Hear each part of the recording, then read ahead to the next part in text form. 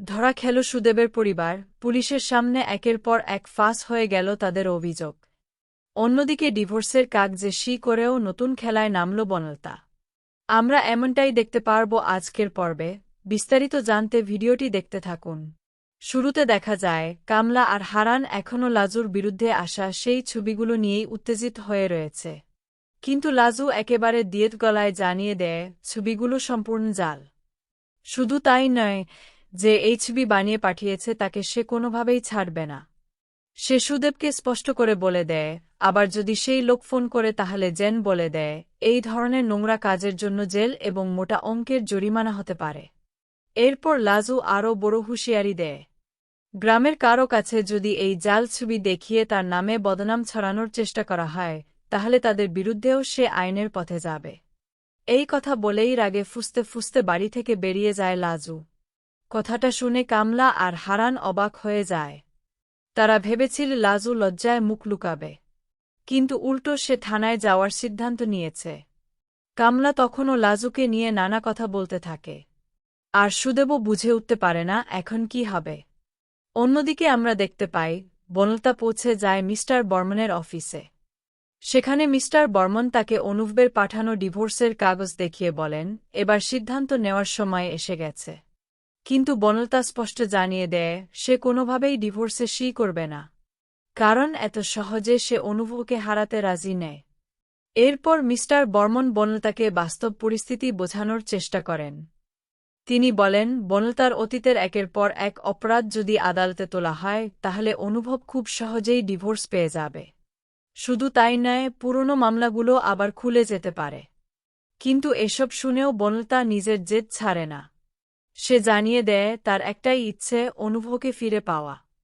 পরক্ষণেই মিস্টার বর্মন যখন লাজুর প্রসঙ্গ তোলেন তখন বনলতার ভেতরের হিংসা আর অহংকার একেবারে বেরিয়ে আসে। সে লাজুকে ছোট করতে থাকে এবং বিশ্বাসই করতে চায় না যে অনিরুদ্ধ সত্যিই লাজুর প্রতি দুর্বল হতে পারে। তবুও মিস্টার বর্মন শেষবারের মতো তাকে সাবধান করে দেন।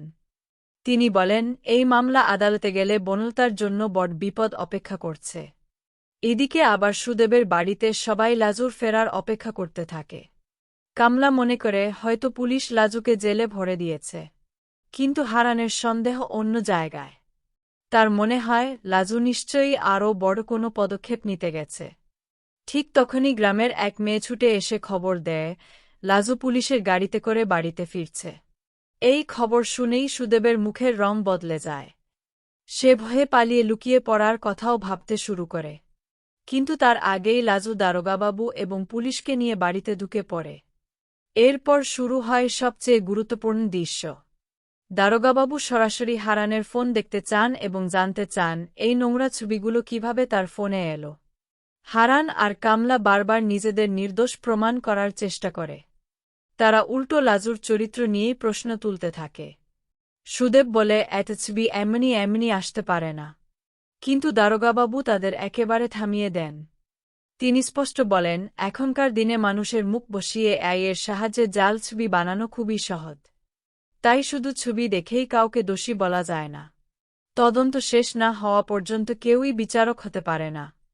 কথাটা শুনে লাজু বলে ওঠে তার জীবনে আগেও এমন শত্রু ছিল যে তার ক্ষতি করতে চেয়েছিল। তখন দারোগাবাবুর সন্দেহ আরও বেড়ে যায়। তিনি বুঝতে পারেন এই ঘটনার পেছনে পরিকল্পনা করেই কেউ কাজ করেছে। এরপর দারোগাবাবু সুদেব, কামলা এবং হারানকে কড়া ভাষায় সতর্ক করে দেন। তিনি বলেন লাজুকে যদি আর একবারও মানসিক বা শারীরিকভাবে হেনস্থা করা হয় তাহলে পারিবারিক হিংসার মামলায় তাদের বিরুদ্ধে ব্যবস্থা নেওয়া হবে। শুধু তাই নয়, এই জাল ছবি যদি তারা অন্য কারো কাছে পাঠায় তাহলে যে ব্যক্তি ছবিগুলো বানিয়েছে তার মতো একই শাস্তি তাদেরও ভোগ করতে হবে। এই সতর্কবার্তা শুনে মুহূর্তের মধ্যেই সবাই চুপ হয়ে যায়। শেষে তদন্তের স্বার্থে হারানের ফোন পুলিশ বাজেয়াপ্ত করে নিয়ে যায়। যাওয়ার আগে দারোগাবাবু লাজুকে বলেন আবার কোনো অত্যাচার হলে যেন সঙ্গে সঙ্গে থানায় খবর দেয়। পুলিশ চলে যাওয়ার পর লাজু এবার সরাসরি সুদেবকে প্রশ্ন করে। সে বুঝে গেছে এর পেছনে টিচার দিদির হাত থাকতে পারে। লাজু সুদেবকে বলে দেয় গিয়ে টিচার দিদিকে জানিয়ে দিও এই ঘটনার তদন্ত ইতিমধ্যেই শুরু হয়ে গেছে, আর যে এই ছবিগুলো বানিয়েছে তাকে সে কোনোদিনই ছাড়বে না। অপরদিকে আমরা দেখতে পাই বনলতা একা বসে ডিভোর্সের কাগজের দিকে তাকিয়ে রয়েছে। অনিরুদ্ধর কথা আর মিস্টার বর্মনের সতর্কবার্তা তার কানে বারবার ভেসে আসতে থাকে। শেষ পর্যন্ত অনেক কষ্টে সে ডিভোর্সের কাগজে সই করে দেয়। কিন্তু সই করার পরেও নিজের মনে প্রতিজ্ঞা করে এই হারকে সে শেষ হার হতে দেবে না। অনিরুদ্ধর জীবনে লাজুর জায়গা সে কোনোদিনই হতে দেবে না। বড় জয়ের জন্য এই ছোট হার মেনে নিলেও শেষ হাসিটা সেই হাসবে বলেই নিজের মনকে শক্ত করে। শেষ পর্যায়ে আমরা দেখতে পাই অনিরুদ্ধ বাড়িতে কাজ করছে।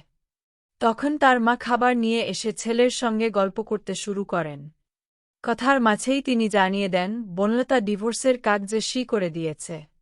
কিন্তু সেই খবর অনিরুদ্ধ তাকে আগে জানায়নি। এরপর তিনি আরও বলেন ডিভোর্সের প্রক্রিয়া শেষ হলেই এবার তিনি অনিরুদ্ধর জন্য নতুন করে মেয়ে দেখা শুরু করবেন।